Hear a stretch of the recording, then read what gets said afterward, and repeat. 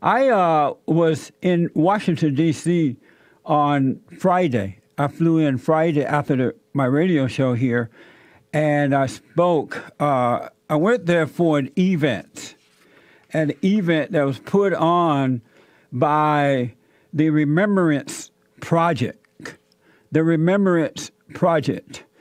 And the Remembrance Project is an organization that was started to help promote and inform Americans about other Americans who have been killed by illegal aliens in this country. And they have this big banner of blacks and whites and Hispanics, both male and female, and others who were killed by the illegal aliens. And it's just a big deal, you know? And I'm looking at this thing and I'm thinking, how sad is this that our government prefer to protect illegal aliens in order to get votes and put American lives at risk because their greatest desire is power and wealth. This is our government doing this to us. They allow these people in. These people kill, rape, I mean, just all kinds of evil acts upon American citizens, and the government doesn't care. The right-o Republicans, the Democrats, they really don't care because they see these illegal aliens coming in as votes. As votes. That's all that they care about. And when you see it, it is heartbreaking. And I really appreciate the Remembrance Project for what they're doing to inform the American public about this. They would love to see an end put to this. They would love to see a big, beautiful wall around the borders. They would love to see illegal aliens deported. No more DACA. Get rid of DACA. Just anything that is allowed, change the laws, enforce the laws that we have on the books, and not create new laws that protect illegal aliens. It was a great, great event. I appreciate them having me there to speak. And one thing that I mentioned during my talk is that for the last 27 years, since the early 90s, we have been trying to inform black Americans about the illegal alien situation, and that is having a major impact on black Americans. It really is. In a way that is not hurting anyone else. Illegal aliens, and even some that are folks who are coming through the front door, it is impacting black people first and foremost. A lot of these illegal aliens end up in the urban areas, in the inner cities. And when they move into those areas, I mean, it's on. The fights between the blacks and Hispanics goes out of control. Blacks are being affected by violence and crime. These people are bringing drugs into the communities, and blacks already have enough problem with that. They're bringing in Mexican gangs, and these gangs are attacking other black people. In the public school system, in these urban areas, hardly a day goes by when there's not a fight between the blacks and the Hispanics because the black children are feeling left out. They feel that no one cares about them. And they see that these illegal aliens don't care about them. And so they're fighting every day when it comes to jobs. You can drive down the average road in the inner city and check out the construction sites. 9 times out of 10 is Hispanics. You might see 1 or 2 blacks, but for the most part, it is 100% Hispanics, illegal aliens. We tested this, my organization did, back in the 90s. We would take some of the young men of Bond, the black guys, and we would have them go out on the street corners there where the illegal aliens were standing, waiting for the employers to pick them up, to go do construction work, whatever it might be, right? And thinking that, well, we were testing to see if the employers would pick up black men on the corner, waiting to work. Most of the time, they would not. Most of the time, times they will pick up the illegal aliens, but not the blacks. And that's the truth, so help me. And then, so in the area of employment, blacks are being affected.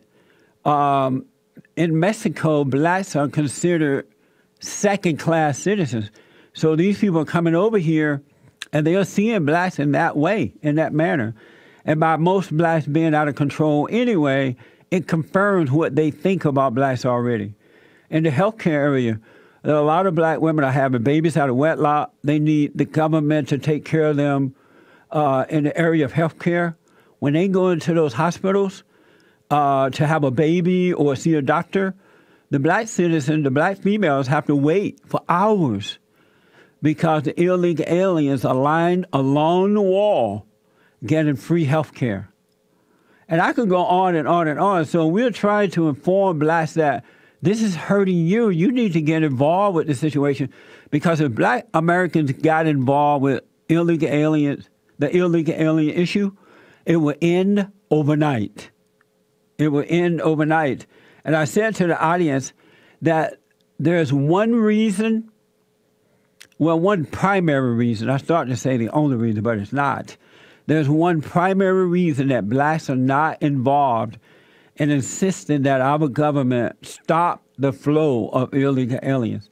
And that one primary reason is that most blacks have allowed themselves to be convinced that this is a race issue, that is about the colors against the whites, and especially white Republicans. They have been told for 60 years that white Republicans don't like people of color, they don't like the blacks, they don't like the Hispanics, they don't like anybody that's dark.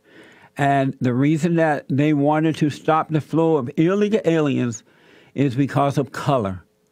And because most blacks are angry, brainwashed, and demoralized, they believed into that lie, and they won't do anything because of their hatred of white Americans, and especially white Republicans.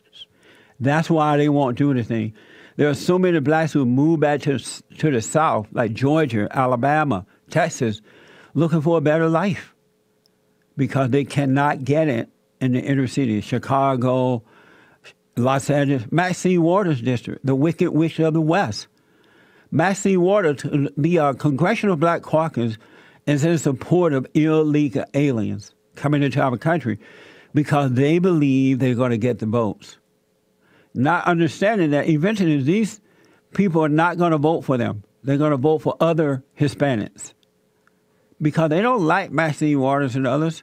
They'll go along with them temporarily to get what they want, but they do not care about Maxine Waters or the Black Caucus or any other black people or person. That's what I had to say about it. And so we're trying to inform black Americans and the country that there is no such thing as racism. It's a spiritual battle. Racism does not exist. It's about being right or being wrong, good or evil. And it's wrong for illegal aliens to be allowed to come into our country, get driver's licenses, free health care, free housing, just everything free is wrong. And we need to really inform blacks about that. Steve Bannon spoke there, and Steve worked with President Trump for a while there. He's the founder of Breitbart. And so I've known Steve Bannon for a long time. I mean, not the founder, but he worked with Breitbart. And I've known Steve for a long time. I've been interviewed by him over the years. And he spoke there. And for the first time, I had a chance to hear him speak. I've not heard Steve speak, give a talk. And I have to tell you, Steve Bannon is one of the smartest, brightest. He's a genius. I was so impressed with his speech. It was mind-blowing. The love of country. He put America first. This man is a brilliant man. And then I learned some things about his history. Just an outright good man. And this is why, it explains now why the liberal media, the rhino Republicans, and the Democrats hate him. Because he's a good man who want to put America first. He's honest. I don't know anything about his private life, But I think this country is blessed to have Steve Bannon.